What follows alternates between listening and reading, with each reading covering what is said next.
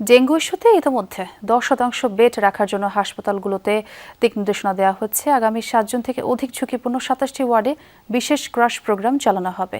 দুপুরে নগর ভবনে এডিস মশার লার্ভা জরিপ নিয়ে এক ব্রিফিংয়ে এসব তথ্য জানান ডিএসসিসি প্রশাসক আব্দুস সালাম।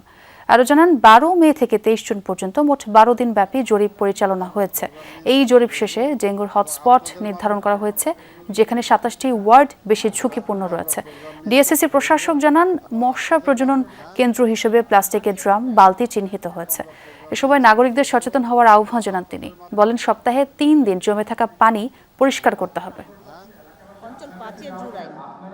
বিভিন্ন হসপিটালগুলোর সাথে কোঅর্ডিনেশন হয়েছে। আমাদের স্বাস্থ্য মন্ত্রণালয় 10% বেড অন্তত ডেঙ্গুর ইসের জন্য এক্সট্রা রেখে দেওয়ার জন্য অলরেডি তাদেরকে নির্দেশ দেওয়া হয়েছে। বিনামূল্যে তারা এই সার্ভিসটা দিবে। 33টা হটস্পট আমরা নির্ধারণ করছি ঢাকা দক্ষিণে।